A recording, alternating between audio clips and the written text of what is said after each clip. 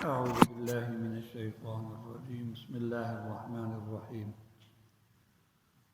وأولو الأرحام بعضهم أولى ببعض في كتاب الله من المؤمنين والمهاجرين إلا أن تفعلوا إلى أوليائكم معروفا كان ذلك في الكتاب مسطورا۔ سورہ الاحزاب کی آیت نمبر 6 کا آخری حصہ میں نے تلاوت کیا ہے۔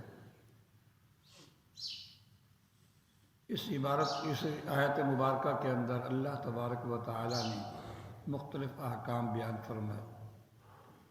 پہلی بات تو یہ ارشاد فرمائی کہ نبی علیہ السلام کا اہل ایمان کے ساتھ شفقت اور رحمت کا تعلق اس سے بھی کہیں زیادہ ہے جتنا اہل ایمان کا اپنی ذات کے ساتھ تعلق ہے۔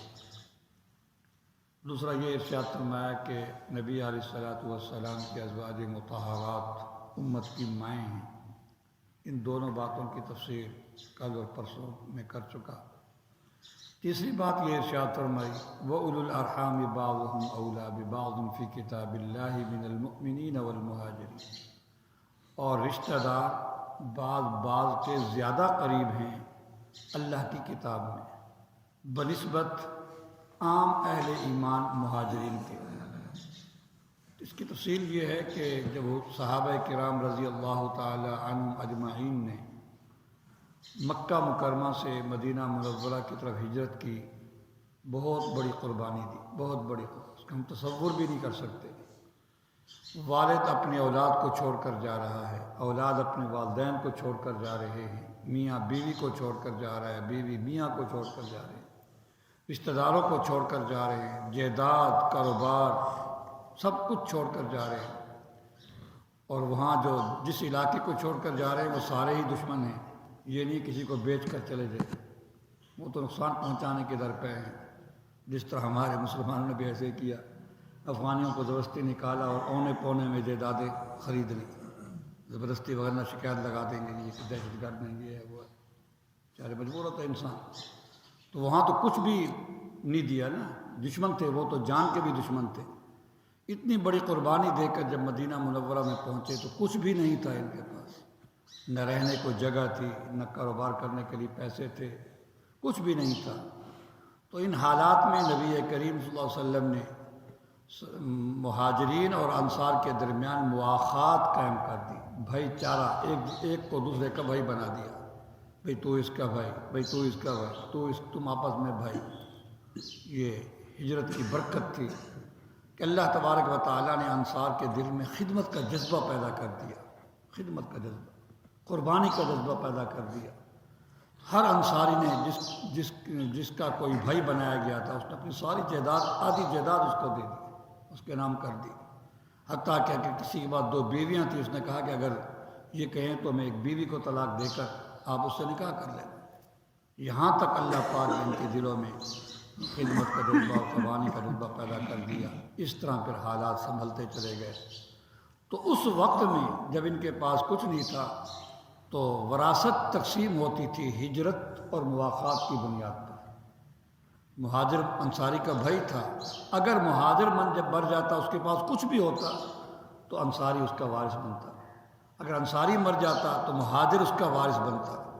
تو اس وقت میں وراثت کی بنیاد ہجرت اور مواخات کی بنیاد پر تھی۔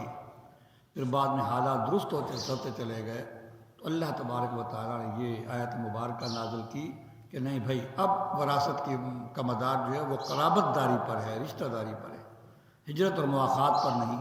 آئندہ کوئی مہاجر جو ہے وہ انصاری کا اس بنیاد پر وارث نہیں بنے گا، رشتہ داری ہو جائے تو الگ بات ہے، اب جو ہے وہ رشتہ داری کی بنیاد پر وراثت تقسیم ہوگی، قرابت داری کی۔ تو وراثت کی بنیاد اب ہمیشہ کے لیے قرابت داری ہے، دوستی، ہجرت، نصرت ان چیزوں پر نہیں ہے، مواخات پر نہیں۔ کوئی کسی کو بھائی بنا لے تو ایک دوسرے کے وارث نہیں بنیں گے، صرف قرابت داری۔ پھر قرابت داری میں بھی جو اقرب ہے یعنی زیادہ قریب ہے اس کو ملے گی، دور والے کو نہیں ملے گی۔ اس کو ہمارے اصول میراث میں یہ کہتے ہیں کہ اقرب کے ہوتے ہوئے ابعاد کو نہیں ملتی، جو قریب ہے اس کے ہوتے ہوئے دور والے رشتہ دار کو نہیں ملے گی۔ مثال کے والد کے ہوتے ہوئے دادے کو نہیں ملے گی، بیٹے کے ہوتے ہوئے پوتے کو نہیں ملے گی، ٹھیک ہے نا. پوتے کو اس لیے جائیداد نہیں ملتی کہ وہ قرابت دار تو ہے لیکن دور کر کے، کیونکہ بیٹا اقرب ہے، وہ تو ایک واسطہ ہے، صرف کوئی واسطہ ہی نہیں ہے، بلا واسطہ ہے. اور جو پوتا ہے وہ دو واسطوں سے ہے. اگر اتفاق سے پوتا ہو، ایک بیٹا بھی موجود ہے اور ایک بیٹا فوت ہو گیا، اب اس کا پوتا موجود ہے یا پوتا موجود ہے، اس بیٹے کے ہوتے ہوئے پوتے یا پوتے کو نہیں ملے گی، کیونکہ وہ ابعد ہے، دور کا رشتہ دار ہے، اگرچہ وہ ہمدردی کا زیادہ مستحق ہے. ٹھیک ہے نا، بیچارہ چھوٹا بچہ ہے لیکن اس کی بنیاد قرابت داری پر ہے. جو جتنا اقرب ہوگا وہ اتنا ہی مستحق ہوگا، اور اقرب کے ہوتے ہوئے ابعد حقدار نہیں ہوتا. اسی کو فرمایا کہ رشتہ دار جو ہیں بعض کے زیادہ قریب ہیں، قرابت داری ہے ان کی. اللہ کی کتاب میں ایسے ہی لکھا ہوا ہے. اور اس کی بنسبت عام اہل ایمان اور مہاجرین کی بنسبت اب وراثت مہاجرین اور ایمان والوں کو، یعنی کہ جس کو آپ نے بھائی بنا رکھا ہے، ان کو نہیں ملے گی، اب رشتہ داروں کو ملے گی. ہاں الا ان تفعلوا الى اولیائکم معروفا، اب جن کے ساتھ تمہاری دوستی ہے، بھائی چارہ تھا، اب ان کو وراثت تو نہیں ملے گی.